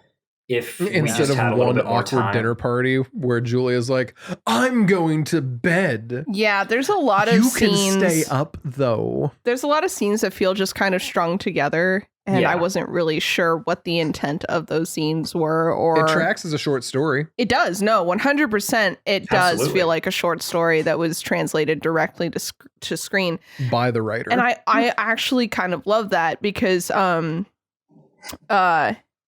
want to try not to talk too much about Candyman, but that's like what I liked about Candyman as well, is that it feels like a short story or like a book translated to screen. I feel like, I don't know, I feel like a lot of horror movies that like I was familiar with when I was younger were like these based on a true story, but then the true story was like one sentence where it was like, yeah, one time a guy pled demonic possession in court. And that's the whole true story, and they make the whole movie off of that, and they're just like, wouldn't it be crazy if this happened? I like seeing these horror movies that are not just based off a concept or based off of a true story. They're based off a full, like, thought out short story. Fun fact there, while Texas Chainsaw was one of the earlier examples of that, there were other ones that claimed it, but like Texas Chainsaw is one of the more easily documented, it's an Ed Gein thing. Yeah. It became a huge thing in the what do you call the 90s. That was a big 90s thing, and the early 2000s, I believe, where like people wanted gritty and real, especially in the early 2000s, post 9/11. People wanted gritty and real, so everything was suddenly based on a true story. That's where all those, you remember those weird unrated cuts that were out for like every movie for a hot second? Like every single movie. That was also a 9/11 thing. That's so wild. Yeah. People wanted the real. And that's why every single movie had an unrated cut. So many movies were getting like a little extra funding just so you could have a clean cut of the movie and then tack in 7 other extra scenes or even just a few extra seconds to release the special unrated cut. I love that because I love looking at that stuff. and like how that continues on into why we have director's cuts and stuff like that. There's a whole H-Bomber video on director's cuts though, so watch that. I don't want to talk about it, but I think I find it really interesting. All right. Yeah, no, I find like unrated cuts and true story stuff and the history that led us to that. That's very cool. Thank you for telling me. Mm-hmm. Dead Meat Podcast interview with Joe Lynch, the creator of one of the what are those stupid hillbilly cannibal movies? Wrong Turn. Wrong Turn. Yeah, he did one of the Wrong Turn movies. It was either Wrong Turn or Hills Have Eyes. Good guess. My second guess was going to be Hatchet. Oh, there are a lot of Hatchet feels like hillbilly I've cannibal never movies. watched Hatchet, but I feel like Hatchet's like a deep cut almost. Is it? But not like in a good way. It's Is like Tony I've heard Todd that they're Hatchet, complete or- shit, though, right? I don't think so. I've heard there. Oh no, I'm thinking of Bone Tomahawk. Oh, I have Bone heard Tomahawk. great things about Johnny was Bone just Tomahawk. telling me one. Tony I've heard Todd it's is in Hatchet, so Okay. there's that. But Oh. I was told to watch Bone Tomahawk, but I was also told that it is, and I need you to understand, this is the person who I don't take some of his recommendations seriously because I think he is into some stuff I would never find interesting. He said that this movie is the first thing in a while that's like made him have to look away because of how gross and hard to watch it was. That is Bone Ooh. Tomahawk's reputation. Yeah. That's So- how Evil Dead 2013 had me. Super fun. Huh. Yeah, no, Bone Tomahawk, I don't think it's on my list. We started talking about Westerns after that and it kind of got away from us there, but I It's a good find direction myself to move from having Bone Tomahawk. right. I find myself having no interest in Bone Tomahawk. He did move it out of normal into horror after watching it though, because apparently no one in our store knew it well enough to categorize it as horror. Oh. I've only heard Rip about it in a us. horror Your team are context, so stupid. We are I've never dumb. heard of it. it's got Kurt Russell. It's got in it. Kurt Russell in it. Yeah. What else do Okay. you need? Yeah. So back to Hellraiser though. Yeah. Do we have something specific we want to talk about, or can I I read got- Noah's notes? No, we got I've some got more things stuff. to talk Okay, about. go ahead. I have got stuff. We never even okay. gave Jeff a chance. So I'm so sorry. I want to talk minimally about my issues with this movie. I want to talk more Okay. about like theories of what's being said by the movie, what's going on in the movie. Of course, I do have to say though the dialogue. Clive Barker only knows how to write books. Blah blah blah. I feel like it's important for us to realize when we look at Larry and Julia's relationship and how it seems like it's just nothing but problems, and it's so blatantly like clear that they are not happy together and they shouldn't be together. What we have to remember there is that Clive Barker is a gay man, so I think this is just his perception of how straight couples are. That is you know actually what, though? very No. good. A man writing a gay man writing straight couples in the 80s. And he's just like, well, I don't know, they don't like He's- each other, right? Oh. I gotta be honest, he kind of nailed it, especially He's based killing on it, 80s really, rap. right? Like, it's Yeah. 87. People didn't have good relationships yet. They hadn't come out with that yet. I always forget that Clive Barker. That DLC wasn't released yet. What's that?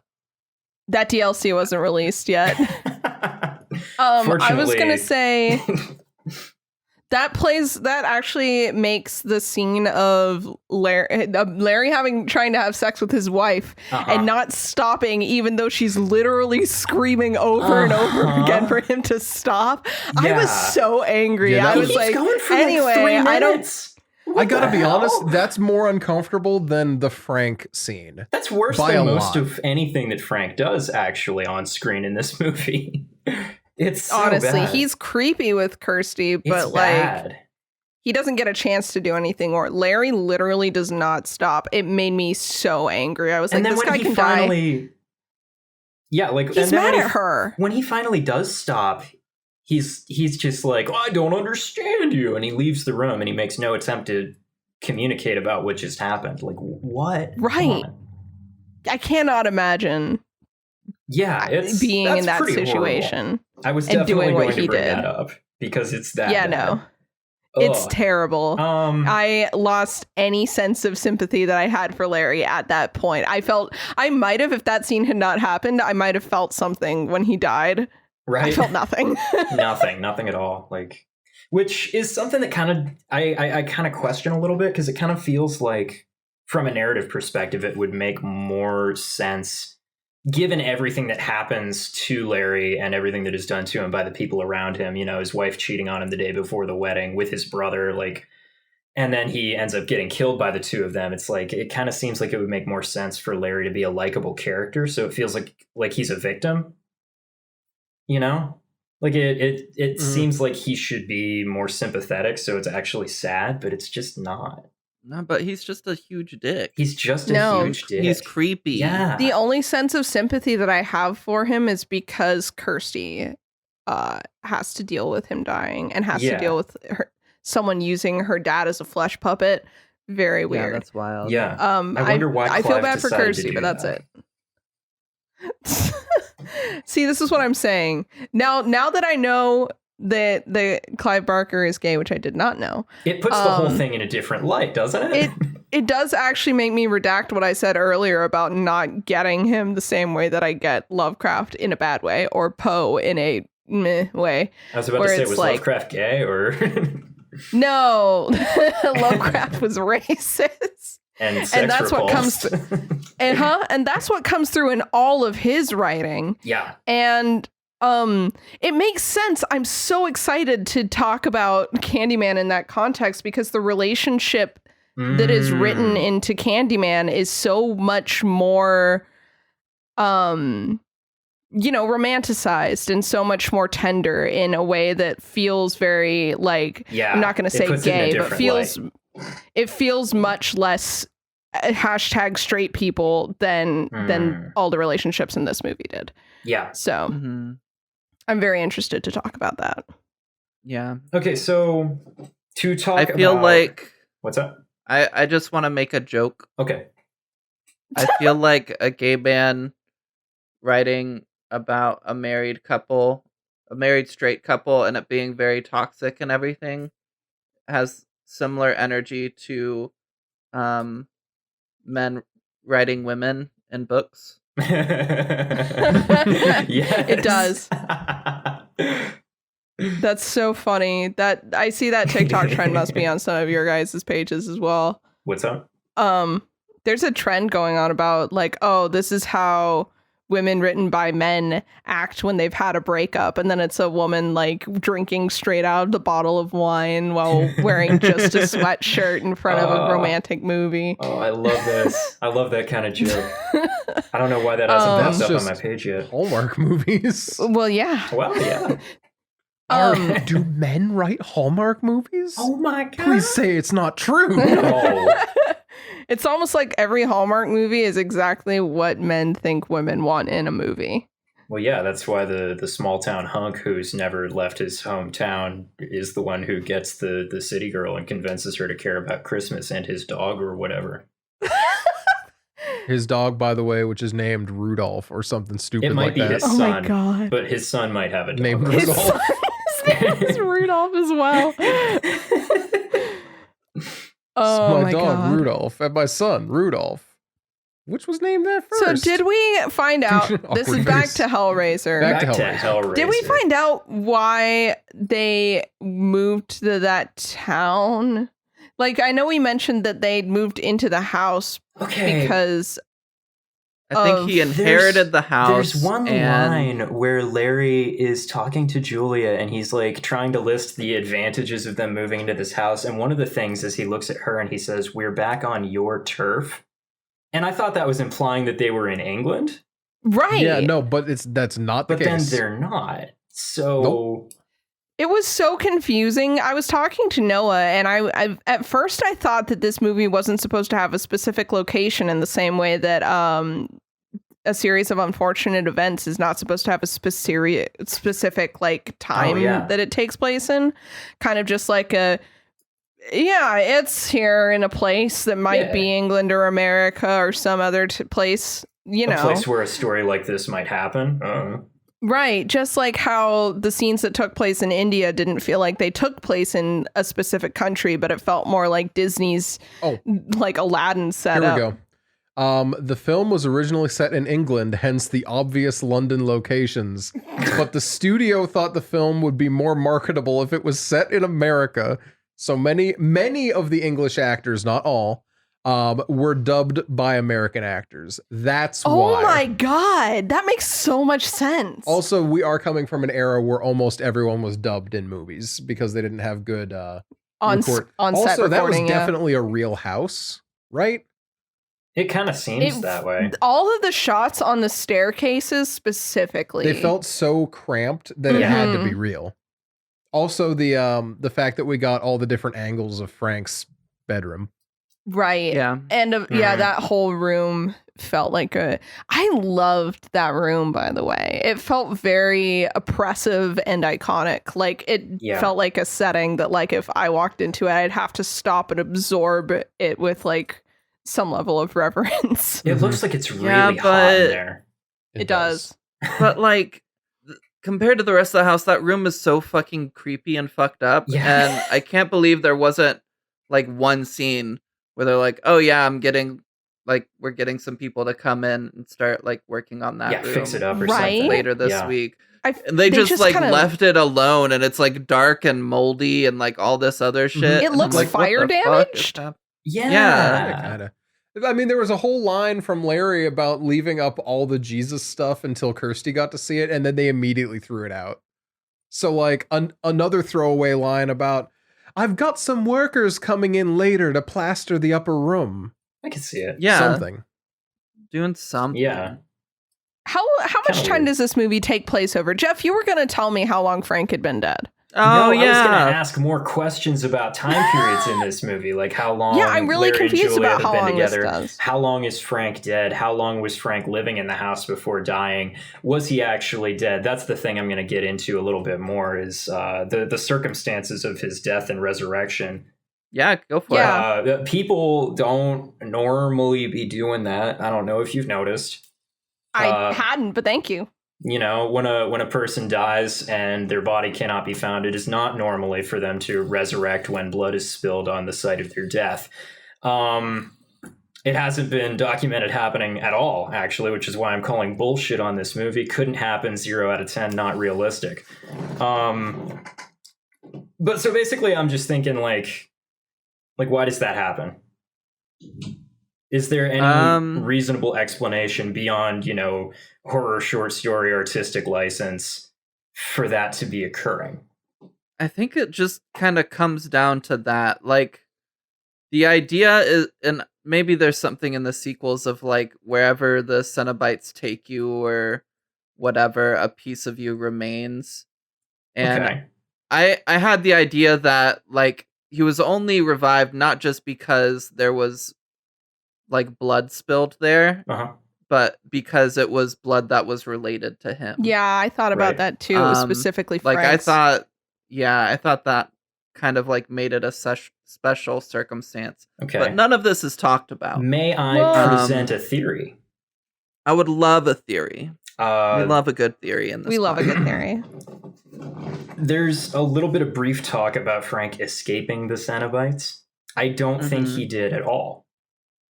I think as part of their torment for him that he asked for when opening the box, they killed him to make him experience death, and they resurrected him. They like kind of engineered his resurrection to make him suffer the pain of resurrection as well. Like, you know, like they stuck that nail in that weird spot on the wall to cut Larry.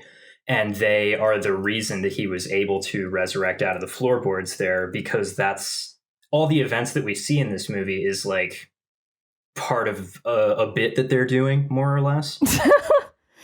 But why would they be surprised that that's he what like, I was going to say escaped or whatever? Then they did not initially believe Kirsty that he was still around, but then when she clarified to them that she could prove it, they waited until he had proved it. That's a little Explain bit of an that issue theory, for me. man. Yes. Also, there is the However- issue in the second movie, which While I won't The try second and movie count totally canon from invalidates all of any this, other yeah. ones. Yeah, the second movie was still Clive Barker canon. Yeah. Speaking of, I want to cut in real quick because I decided to Google to figure out if I could find out how long this movie took. Okay. But instead, I found out that this movie had a massive censorship problem because the MPAA wanted to give it an X rating. I don't think anyone's surprised. No, it would Doesn't honestly seems like a movie that would be rated X. So the first murder included a close up of the hammer lodged in the victim's head, and it was a lot more graphic. Okay, that makes sense. The second murder, the victim was like, I feel like it would make sense if they killed me and I was naked. I should do this naked. And so they shot that, but then they ended up doing a partially closed shot instead. Right. There was a close up of Kirsty sticking her hand into Frank's stomach and having his guts be everywhere. Oh. There's a longer version of Frank being torn into pieces at the end of the movie. But here's the more important part. It's the sex scene with Frank and Julia that they had the biggest issue with. Why didn't they cut it? Why didn't they cut parts of it? No, they did, is the thing. It was more? There was gonna be butt sex and no violence. What? There was gonna be no switchblade and sodomy. Interesting. Were they gonna But the show censorship it? boards, well, they said that 2 thrusts was fine, but 3 was obscene. What? Clive has a lot of statements about this. What? That's why they did regular sex scene. He said, we did a version of the scene that had some spanking in it, and the MPAA was not very appreciative of that. Lord knows where the spanking footage is. Someone has it somewhere. It's in the spank bank. The MPAA told me I was allowed 2 consecutive buttock thrusts from Frank, but 3 is deemed obscene. Okay. What? So yeah, they decided they didn't want as explicit a sexual encounters, so they took out the butt sex and they put in the switchblade instead because that was better. That's so funny. Yeah. I don't know what I want more, the cut footage from cut? this movie or the cut footage from Event Horizon. Event Horizon. You take Event Horizon hands 100%. down. That's like 20 minutes of footage. That's a good point. And Event Horizon is Fair. Hellraiser in space, so it's kind of the same. It's true. It's not, now that I've seen Hellraiser, I resent that take even more. It's low key Hellraiser in space. I'm not saying that as a bad thing. I like Event Horizon. I don't see Putting the it in connection space as is much, a I'm cool gonna be twist honest. to put onto Hellraiser. I It's a just I respectful don't take. I don't mean it as a All the- criticism. I guess like I guess I don't really I still don't really A see character it. literally says, "We have such sights to show you." Yes. They're talking about space. My big thing is that never mind. What sites? Space. Whoa, It's space. space! These are such sights that I am I guess seeing. I can see it. I guess I just like Event Horizon a little more. I gotta That's remember fair. that I rated this a 7 so that when we do Event Horizon, I can make sure to not also rate it a 7 because I distinctly like Event Horizon 7.1. more. It's fun. It's nice. I'll I try like to it. remember. That's another 9-star from me. I love Event Horizon. I would love to do that as a double feature with Ghost Ship because that's how Noah and I watched both those movies for the first time, and it was so funny how good those movies went together. Can I do your notes now? Does anyone else I have have- anything to say? I have a little bit more. Go for it. But there's some good Um, notes staring me in the face, but go ahead. Okay. Well, sorry. You'll just have to hold them. I will. So, the Cenobites are sort of supposed to be representative of the BDSM community. Okay. And if that is the case, why do they not respect Kirsty's lack of consent? Yeah, no, that is a big thing. It almost feels like Clive got like 50% of the message, and the 50% was black leather and hooks. Yeah, I don't know enough about the BDSM community to know, because like with the era of the internet, you can like communicate and like formulate rules in a group and really kind of structurize and things. Right. I don't know pre-internet era what the BDSM community looked like. if it was. That's a good 'cause point. It very much could have been like a dependent on like what group you're exposed to sort of feel. Okay. All right. Like, but I don't know, but it could be something along those lines. Of back then, maybe the rule of like consent being the most important part of the BDSM community. That couldn't have existed. Or maybe he just kind of caught a glimpse of a really extreme portion of the BDSM community where that's ignored. Perhaps. Yeah, but Mhm. I can't say. Something I was wondering is maybe if the Cenobites, maybe the Cenobites are not intended to be fully representative of the BDSM community, but maybe they more represent the fears that the average person, the typical normie has of the community. Could That be. definitely You know? makes more sense to me. Yeah. Although, I mean, I if that's the case, I kind of don't get what he's going for with any of it. Like, I can't really see where a message would be going if that's the case. Is this supposed to have a message? I don't know. I would expect I think it's interesting because Candyman has a very kind of explicit message. yeah. But, you know, some writers can put messages in one part of their writing and then just not have any in some of their other writing. So I fair, wouldn't necessarily but- say that Candyman having one means that Hellraiser has to. Well, but like he's a book writer and he's got a chance to make a movie, and as his first movie, he chooses this story. It kind of feels like he would try to put some meaning into that project, right? Maybe, or maybe this was just a story with the coolest visuals. Yeah, it he does have could've- cool visuals. He could have picked this as a like Get it out of the shock way. and awe sort of thing that he knew would get Mm, attention. could be. Okay. But this is all speculation. Yeah, You we know don't know what Clive I'm Barker like that. speculating about? What are you speculating about? What Noah wrote in his notes. There were a lot of things that were wrote in my note. There are a lot of note routes Yeah. that I have access to.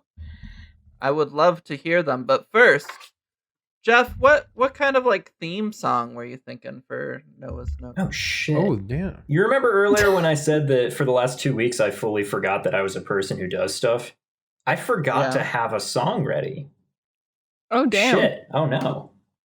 Is this the first time we're not gonna have a Noah's Notes song from Jeff or a Jeff stand-in? How did this happen? I'm smarter than this.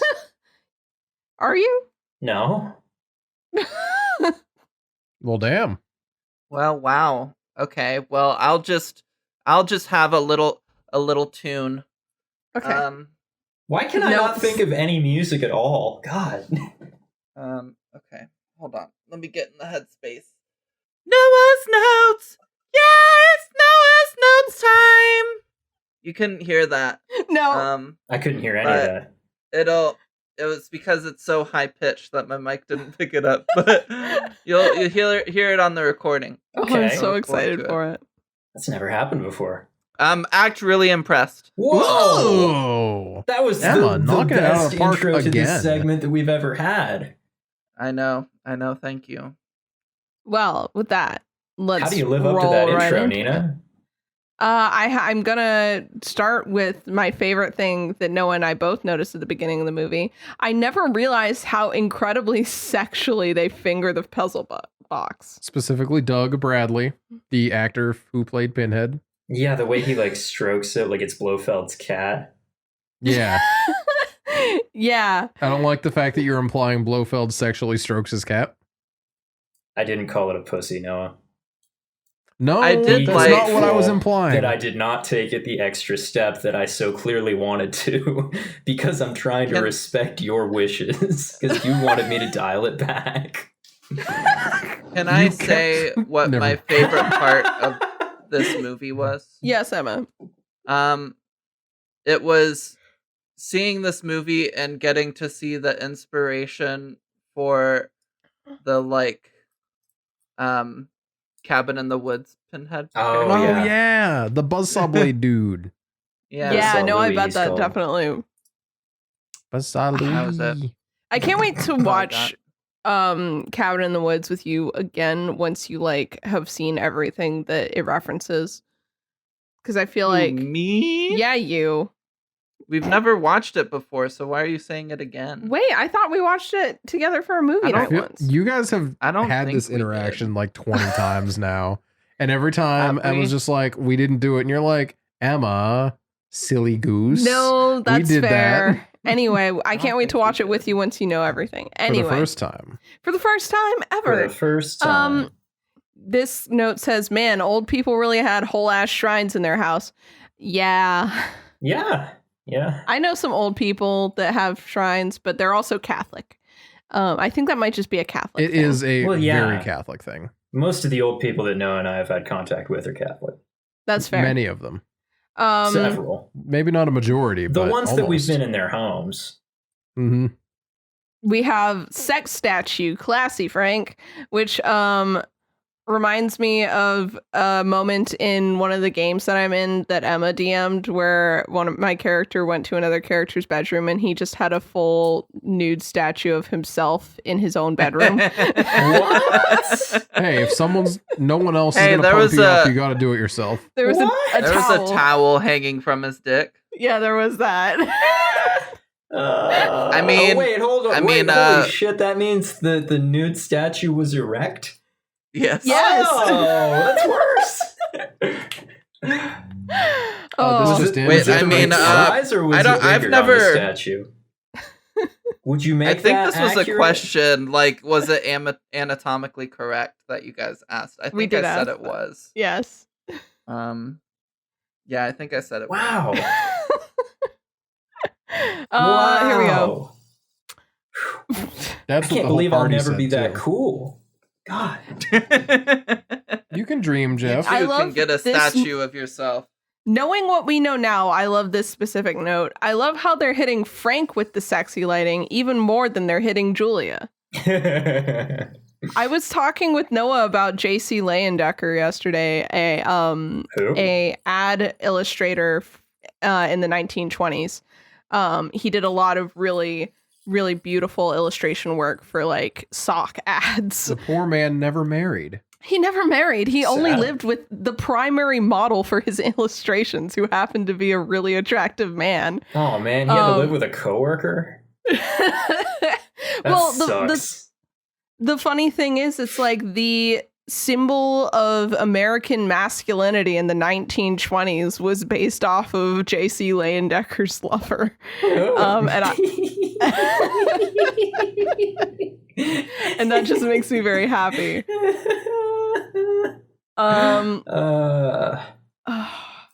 Noah says here, I literally can't imagine marrying somebody with a child and you hate the child. Yeah. Well, I mean, Yeah. she hates the child's father as well, so She does. Well, I what's don't the know why she's still difference? there. Clearly, he has no cannot problem figure ending out a why marriage. they're together at all. I think her mom died, Nina.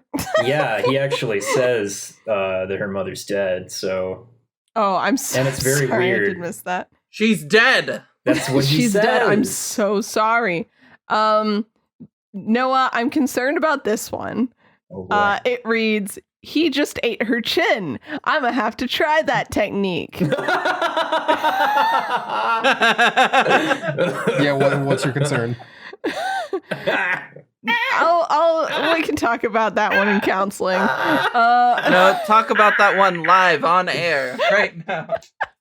For the See, I do whole this world. really funny thing where Nina's just like minding her own business, and then like I try to eat her nose. Yeah. Mhm, mhm. Yeah. Now, what if I did that but with her chin? I haven't tried that before. He still can't hasn't. blow And a it's been 2 lungful of weeks air since we into saw a this chin. movie. I'm not gonna lie, I forgot, but luckily Nina just reminded me. So I'm gonna have to sleep lightly. We have Dong Alert, big swinging dong. it I can't happened. believe Which I didn't did notice it happen was in the there at movie. all. God. Guess you'll what's just wrong have with to me? watch the movie again. I'll have to. No, thank you. We have Kirsty looks so actually drunk while going to the bathroom. She did. Yeah, she's a convincing She reminded me drunk. of me going to the bathroom when I'm drunk. We Yeah. have this room is so painfully unsexy. Which room was that? Oh yeah, All the of upstairs. them. All the rooms are painfully unsexy. There's not one sexy room in the whole thing. Even after they take Jesus down. Even after they get rid of Jesus, it's not sexy. Although it is an interesting bit of imagery and symbolism that they throw Jesus out of the house and then all their problems suddenly come to a head. It's true. That's what happens in real life, kids. Stay in church. Stay in church. Do Don't drugs. stay in church. Do drugs. Don't do drugs. I legally have to say that you shouldn't do drugs. Do legal drugs. Do just legal the legal drugs. ones. They're okay. Just the legal Take a ton ones. of Tylenol. Don't do that. You'll get liver damage. No, don't do that. Hey, weed is legal some places. Anyways, yeah, Emma's and right. even if it's not legal, it shouldn't stop you. Blaze it up, kids. Before we watched this movie, Noah watched a video about this movie. The same video that said Deader was good. And this video said that Julia stabbed her first victim. She did not. It very specifically said stabbed. And then they dropped the hammer in the shot. He's like, stabbed with a knife. Hammer hits the floor. That's actually extremely funny. What? He got Come very on. heated about it, though. I was so angry. Well, yeah, It's it's just so lazy. blatantly wrong. Noah's full reaction to the scene we discussed earlier about Larry having sex with his wife is, Larry, you want to stop a little sooner? So I think that's sometimes. Oh my God. I forgot about this. When Frank stuck his fingers into the third victim's neck and it just sounded like slurping, I lost my shit. It was very funny. That's one of those things that I just always forget about. I couldn't do. There were a couple moments in this movie that like were unintentionally pretty funny. That happened in Apostle too, so I think that's just a risk you take in The horror finger movies. slurps did not happen in Apostle. No, when he was cornered and he just turned and ran the other direction. What do we got? Worst doctor I've ever seen. Can we talk about how awful the bedside manner in that asylum was? Or it was just a normal freaking hospital. That Yeah. was terrible. Yeah, it was not He- great. It was very weird. Oh, this is very funny, and I'm ready for some people to mock Noah here. Watching the female Cenobite, as she is called, tease her throat wound during Pinhead's monologue is making me wonder how I never realized this was a BDSM movie. Like, I knew it's they me. were referring I'm to... people who are going to make fun of Noah for this. He continues, like, I knew they were referring to weird sex stuff, but I mostly treated this as a monster type movie because that was my previous experience. That was almost Wow. all.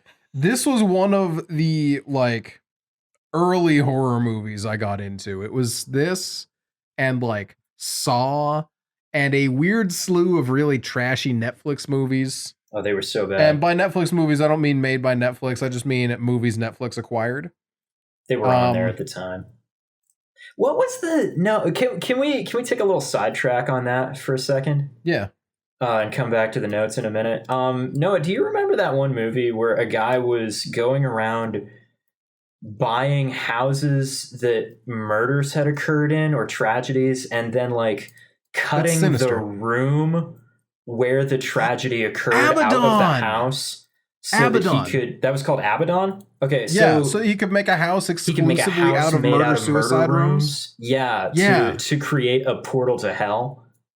Yeah, no, that was dumb. Yeah. Why do you need more than one room to do that? Because Just he make a ma- house out of the one room. Well, No, because he had made this, a like- mansion out of this. Yeah, he built like a mansion just out of these murder rooms that he pulled out of these other houses, and he had this line that he kept saying that sounded like it was supposed to be maybe mimicking scripture or something with the way that he said it. But he would talk. He talked about how like when a tragedy strikes, it creates a crack in reality. And if you put a lot of cracks together, it becomes acidic, was the phrase that he used. Yeah. And that makes it easier to break through to the other side. And his whole point was like trying to get his like wife and daughter out of hell because they died in a car accident or some dumb shit. That's so boring. It The was. sex- I think about going that to hell movie for like sex. once every 3 days, and I can never remember what it's called. Yeah, it was Abaddon, I believe. Abaddon. Right. It was not good. It was not. It was as It bad was as I just made it incredibly sound. bad. Yeah, the only title I could ever think of for that was Dreamhouse, but that was a movie where Daniel Craig really sucks. So I knew that wasn't wow. Dare I say that one was good it. It was okay, maybe. compared to this. At least it had me laughing at Daniel Craig. See, I just remember a key part of the plot of maybe it wasn't Abaddon, maybe it was something else. I feel like that my issue is that it did have a different title. It had a French title, I feel like. No. Or it had a couple titles. It had a couple titles for sure. Okay. But like an issue It that I wasn't a remember French movie, having. though. No, it was not. But I just remember a key plot point being they were going after the room of their house that their child was killed in, but because it was like removed from their house and no one would tell them where it went. And that was like a key part was that they like went back home after they like had spent some time away and the room was just missing. Yeah. And they're like, what happened to our house? Because they had some of their son's stuff in there still. And that's the plot of the movie was they were trying to track down the room of their house. That their son died in because they wanted it back. It was weird. Yeah, that was weird. bad. Weird. I completely forgot about that, actually. I could only remember the villain. The Taken franchise was really took a left turn after 3. Yeah. Anyway, Nina, go ahead and wrap this up. Right. I only have a couple more. I have something that I voiced because I was annoyed. The Cenobites will travel the universe looking for the most optimal boner, but they will not look through the house for Frank. Yeah, it doesn't make sense, does it? They're just like, yeah, all right, here's the house. Thanks for showing us the house. Can you get us a little closer? And Kirsty's like, he's in there. And they're like, Yeah, they were not willing to look at all. Well, they got space boners to get to. Yeah. Well, then why would they want it to take more time than it had to? I don't know. I got no idea. I got nothing at all. Um, I don't know. I think that's the movie. that's the movie. We talked That's about a the lot of movie. stuff in this episode. Yeah. A lot of stuff that wasn't Hellraiser. It's true, That's but no, you know but what? that's how it be. It was good. Yeah. It's been fun. It's been a few weeks since we recorded an episode. We're getting back in the swing of it. Exactly. Did anybody else have anything else, or is that it? I don't think so. Regarding the clothes that Julia wears for the entire movie, Mm-hmm. I feel like everybody's trying to dress like that now. Or like a lot of people are right now. And she's just killing it on a level that nobody else is currently. Mm-hmm. The stepmom? Yeah. No, I get it. I get it. I feel like TikTok lesbians want what she has. I don't know. I don't know about that. You don't think so? But I Not don't to, like, remember what that she wore level. well enough. There's this one particular, at the time that I wrote this note, she was wearing like a blue and white striped like pantsuit thing. Oh. Oh. And it just looked surprisingly like current to me. Yeah. I mean, that's a take. Eh. I would have to watch That's it again because I that's a was not take. paying attention to what she was wearing. Oh, okay. Maybe I was just that- excited that there was a scene where she didn't look like David Bowie. Yeah, that's that's fair. valid. So what movie are we watching next, Nina? Wow, thank you for asking. I'm sure you guys are very curious because I've been playing it pretty close to my chest with this one. Next week we'll be watching, or next time we'll be watching Candyman, another Clive Barker story adapted to screen, and also one that has a movie coming out, a new one. On August 27th, that is going to hopefully be really good. I've been anticipating it for a while. Candyman is one of my favorite movies, so I'm really excited to talk about it. Emma, I'm sorry, it's pretty old, It's in the 90s. It's not that old. but it's not that It much. has old energy, looks but it is not. dated. It's not as old. We'll see how I feel. I'm mostly excited to talk about this one because there are things that I like and don't like and think that went well and didn't go well in this movie that I'm excited to see done by a modern for a modern audience, I guess. So I'm really excited to talk about it. I don't know where you can find it for streaming. I did not look. We'll figure it out. But you can figure it out. Are there any trigger warnings we should know about it? Yeah, absolutely. Bees, if you don't like bugs, remember how we talked about that with Phenomena? If you don't like bugs, you will not like this movie. There is also a lot of lingering on some dismembered flesh. Don't know how you feel about dismembered flesh. And I feel like we've trigger warned like long asylum sequences and like questioning reality sequences. I don't have think we? Ever have, no. Oh, I've thought about doing it then. It's a valid thing to mark for. But other than that, I think I can't remember any sexual assault sequences. Can you, Noah? No. It's been a while since I watched it, so but just I don't know, always be aware of that stuff. stuff. A lot of gang activity in it. Yeah. So there's like a lot of intimidation factor going on, but there's an assault. Child endangerment, yeah. Is there a dog? A dog dies. There's Really? A dog dies. Thank you, Jeff. There's dogs endangerment and child endangerment. There's a lot that goes on in this movie. So I think that's all the important stuff. If you are not sure based on my listing, Does the Dog Die is always a good resource before these movies because we aren't always super reliable about trigger warnings, but Does the Dog Die covers all the bases, I'm pretty sure. Yeah, so I'm excited about that. And with that, we'll see you to discuss that next time. I'm Nina. You can find me at Nina Wolverina on the websites. I'm Noah. You can find me as Bubba the Bad, Bubbadabad, yada da da da da da. Follow me there and talk and stuff. Yeah. You can tell he's been doing Emma. this for a while. Yeah. I'm Emma. You can find me on Twitch and Twitter at Emma Panada. On Twitch, I have a Curse of Strahd game currently going on Tuesdays, and starting, I guess, the day after this comes out, Sunday, next Sunday, we have a Kids on Bikes game that'll be starting, and Nina's a player in that one. I am. So come hang out. And I'm Jeff. You can find me on Instagram and TikTok at The Hammer of Jeff. You can find me on Twitter at Bubba Wubbadab. Nice. Thanks. I'm sorry. There we go. Yeah, thanks for listening, everyone. Yeah, thanks everybody. We'll catch you next time.